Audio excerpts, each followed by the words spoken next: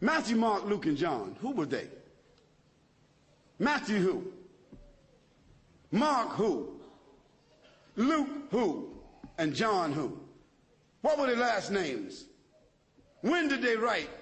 Did they know Jesus Christ? Did they walk with Jesus Christ? Did they eat with Jesus Christ? Did they talk with Jesus Christ? Did they even meet Jesus Christ? The answer is no, no, no, no. Conclusively. The earliest of them that wrote 40 years after Jesus Christ, so they never met him. The last of them wrote 80 years after Jesus Christ, never met him.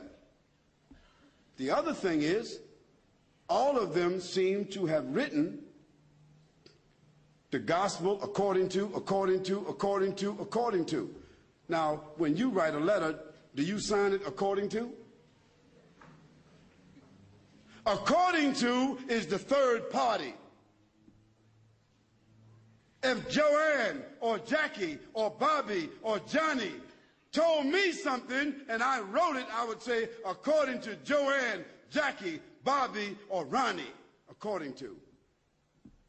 But those four people would not write a letter and in front of it say Jackie according to Jackie and not even write her last name.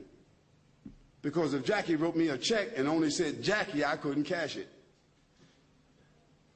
And if I was a policeman and I stopped Jackie on the road and she had a license that only said Jackie, she's going to jail.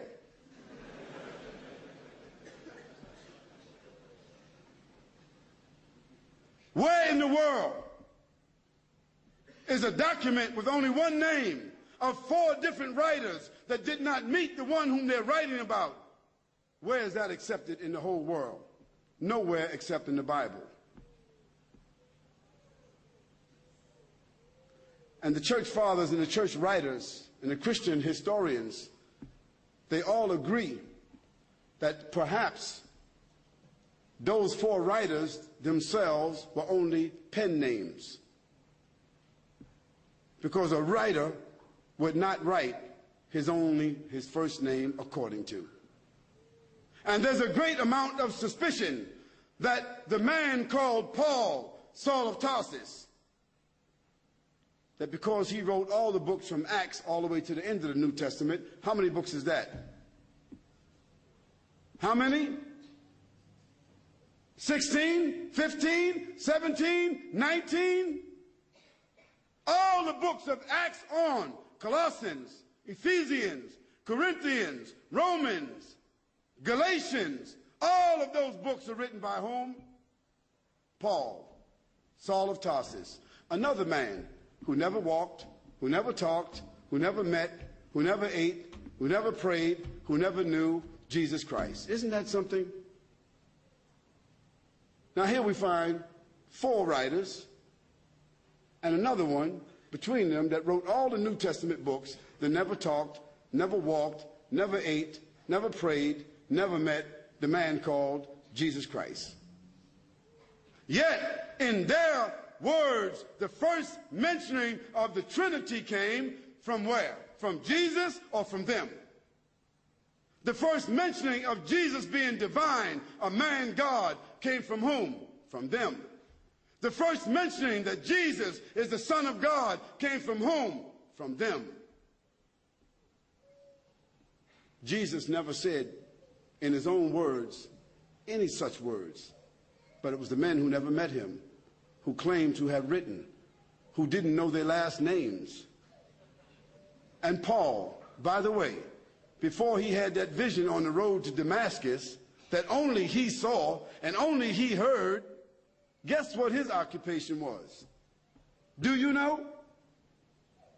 He was a bounty hunter, a hunter of Christians, hunting them down like animals, binding them and bringing them to where? To Rome, so that they could be executed. Now, if Hitler, after killing thousands of Jews, said that on the road to Berlin, he had a vision that he was named an apostle to the Jews, and he wrote 20 books that all the Jews are supposed to follow, Do you think they would be following that book? I don't understand how people just don't read history. This is not what Halid said, so don't get angry with me. This is your own scripture, your own Bible scholars, their own church fathers. All of them agree that Paul never met Jesus, that Matthew, Mark, Luke, and John never met Jesus. By the way, they were not disciples. Nor were they walkers and talkers of the disciples. They were just writers and historians.